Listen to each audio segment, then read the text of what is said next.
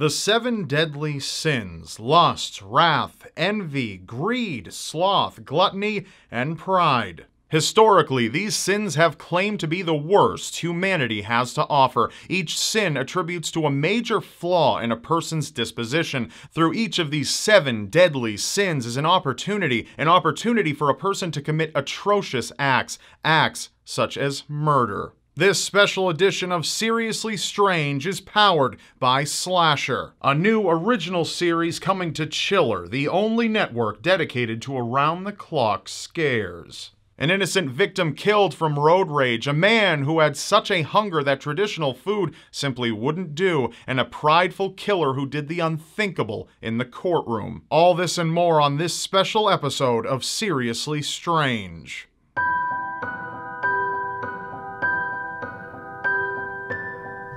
In our world, much has been explained, but that's only what's on the surface. Within the shadows of our knowledge exists another world, a darker world, one that is home to the unbelievable, the unthinkable, the unexplainable. It's here where we feed our darkest curiosities. Anything is possible in this world. A world so seriously strange.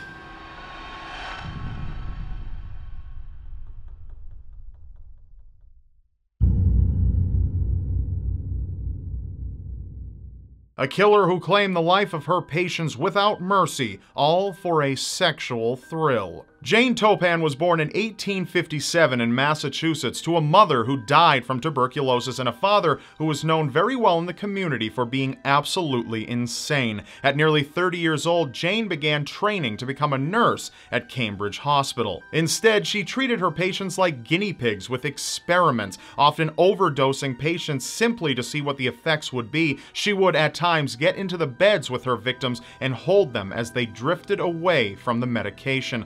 Holding her victims while they died by her hand brought on intense orgasms. Jane knew that she wanted to replicate that sexual thrill any chance she got. Jane didn't only go undetected in her murderous endeavors, she was also given a better job at Massachusetts General Hospital. But eventually, administration caught on to the high number of deaths in her care, and she was dismissed the following year. So Jane eventually took on a career as a private nurse. She moved in with an elderly man named Alden Davis, who was a widower because Jane had actually killed his wife sometime earlier. She ended up murdering him as well, and 2 of his daughters. Jane's sexual desire for death raged on. The surviving members of Alden Davis's family, being suspicious, ordered a toxicology exam which exposed Jane's poisoning methods. Jane was caught soon after and charged with the murders. In 1902, Jane confessed to murdering 31 people, all for a sexual thrill. She was committed to Taunton Insane Hospital until she died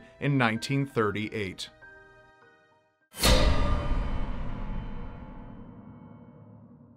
Wrath is excellent at clouding judgment and inspiring deadly decisions. Alan Garcia was a father engaging in a normal fatherly routine. He drove his truck to his children's school in October of 2015 in Albuquerque, New Mexico, to pick up his 7-year-old son Isaac and his 4-year-old daughter Lily. Alan wanted to drop by the grocery store before heading home, and just as he was about to get off the highway, a car quickly cut across 2 lanes and blocked him. Alan, angered by this, cursed at 32-year-old Tony Torres, the man who had suddenly cut him off. Tony didn't seem at all concerned that he had just put Alan and his children's lives at risk, but he was still furious over Alan's objections. Tony pulled up alongside Alan's window and shouted an insult. So much rage had overtaken him, even though it was he who made the foolish move to cut Alan off, and Tony withdrew a gun. Alan immediately sped up to get away while Tony opened fire on the truck. Alan did anything he could to get away, but Tony fired off 4 shots at the truck before he raced off and disappeared.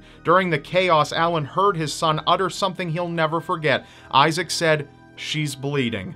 Now with the threat gone, Alan turned his attention to his children. To his absolute horror, he saw 4-year-old Lily with blood in her hair. A bullet had ripped through the side of the truck and lodged right into the little girl's head. 2 nurses happened to be driving by and rushed to assist in helping the girl, but there was no hope. Lily died of her wounds and left the entire Garcia family shattered because of Tony's viciously uncontained rage. Tony Torres was arrested and hit with a number of charges from first-degree murder to child abuse, and it is unlikely that he will ever be free again.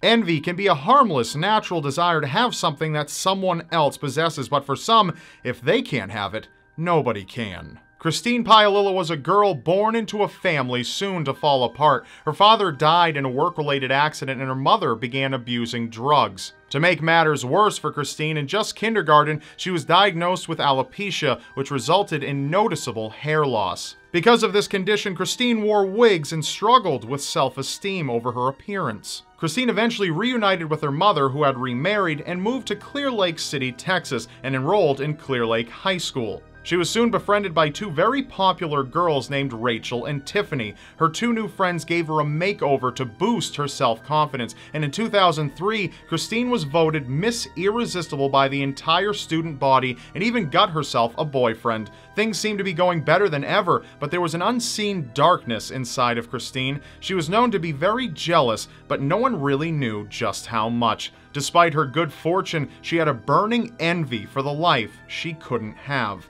It was no secret that Christine's new boyfriend Christopher was a less than positive influence on her, often isolating her and getting her into drug use. On July 18, 2003, Christine and Christopher drove to Tiffany's house. Tiffany, along with Rachel and two others, were inside. It was known by Christine and Christopher that drugs were kept in the house and they wanted to take them. It's not exactly known what happened in the house that day, but the bodies didn't lie. Christine and Christopher killed all 4 people inside of the house. But Christine didn't just kill her friends and make a getaway. No, her envious nature took control. Tiffany and Rachel were good to Christine. They didn't ridicule her as so many would have. They helped her, but Christine wanted more. As if they were her sworn enemies, Christine brutally murdered the two she called friends. Aside from shooting, she grabbed her revolver by its barrel and bashed in Rachel's head over and over with the butt of the gun. Christine's raging envy wasn't through. She stood over the bloody mess and shot Rachel's corpse in the crotch as a final envious insult. The crime that day would go unsolved for 3 years. Christine and Christopher ended up ending their relationship and walked their own separate paths of self-destruction. Christine was eventually tracked down and arrested. Christopher knew the police were looking for him and committed suicide by overdose in a heavily wooded area. Christine, being a juvenile at the time, avoided the death penalty and will be eligible for parole in 2046.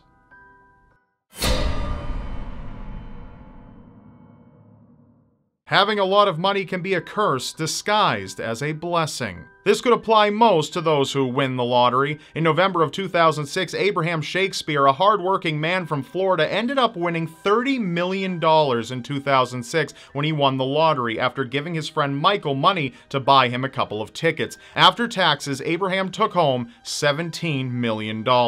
Greed had reared its ugly head almost immediately. Michael wanted a large share for running into the store for him and even tried to sue Abraham, but the court ruled in Abraham's favor. But this event was a sign of things to come. Abraham quickly moved to a gated community, and aside from the nice house, Abraham barely spent his money on expensive things at all. But Abraham's path continued to lead towards shady territory. Friends incessantly bothered Abraham for money, and he gave much of it away, but began to regret his wealth. Having lost many friends, he eventually found comfort in a woman named DeeDee Moore, who met with Abraham and expressed an interest in writing a book about him. DeeDee seemed nice enough and gained Abraham's trust. She started a business with him and gave herself control of its funds. With this money, she lived extravagantly. Aside from this, Abraham's house and most of his property was transferred over to DeeDee Moore's own company. Having taken exorbitant amounts of money from Abraham's fortune, DeeDee knew that Abraham would eventually become a problem. In April of 2009, not even 3 years after his win, Abraham disappeared. DeeDee continued to live in his house and used his cell phone, pretending to be him to hold off suspicion. To tie up the loose end that was Abraham, DeeDee shot him to death and buried his body beneath a concrete slab. She attempted to tarnish his reputation and even paid one of his friends to take the blame for the disappearance. Eventually, undercover police were able to discover the grisly truth. DeeDee took advantage of a generous man who would give anything to his friends at the drop of a hat. She now lives in squalor behind bars where she will remain for the rest of her life.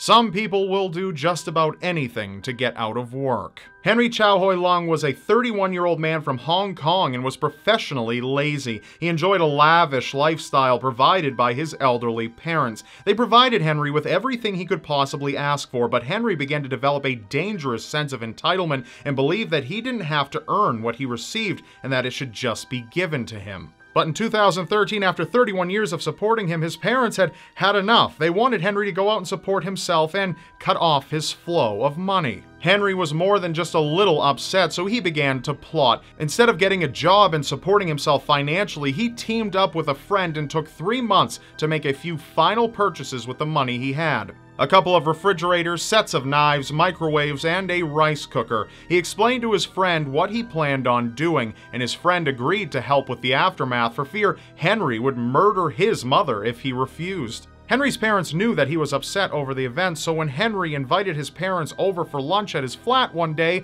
they thought he had put the matter behind him. His parents arrived happily, and soon after, Henry brutally stabbed them, slashed their throats, and killed them both right in his living room. Once dead, his friend cut up their bodies, cooked the meat, packaged it, and concealed it in the refrigerators, hoping to disguise it as pork. Eventually, police became suspicious once the parents had been reported missing, and upon investigation, discovered the remains, including the heads of both Henry's parents, in the refrigerators.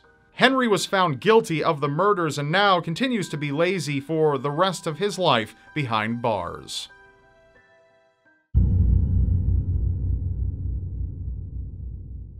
Moderation is key to a healthy life. Nikolai Galiyev was born in 1952 in the Soviet Union into a society that considered women as second-class citizens. His upbringing instilled a hatred for women and a dysfunctional life. Nikolai often failed at integrating into society, especially when holding down jobs. But this didn't matter very much in the long run. Nikolai was never destined for a normal life. A good indicator of this was when Nikolai decided to replace his teeth with white metal implants, which earned him the title of Metal Fang. Once Nikolai reached his mid-20s, he committed his first murder. Nikolai found a woman in a quiet area walking by herself. He swiftly ran up and grabbed her, dragged her off the road, slit her throat, and began drinking her blood right there. He then used his knife to fillet her flesh, rolled up pieces of fresh meat, and packed them away in his backpack.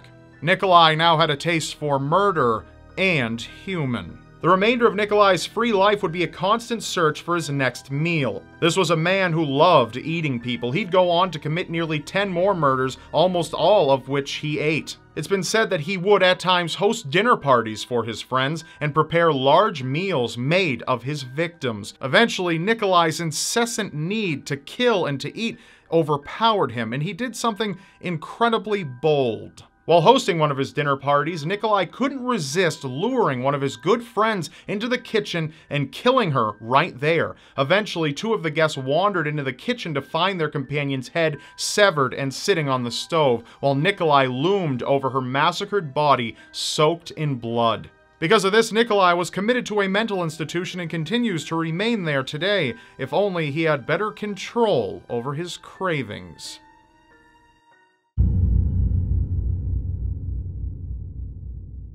Pride, sometimes considered the deadliest of all sins, tied in to every other one of them. T.J. Lane is perhaps one of the most prideful and entitled killers to ever see a courtroom. He was always regarded as a quiet, guarded kid in high school, but on February 27, 2012 at 7:30 a.m., his whole demeanor changed when he walked into the Chardon High School cafeteria, withdrew a .22 caliber pistol, and began gunning down anyone he could. 6 students were injured as a result of the shooting before TJ fled the building, chased out by teachers.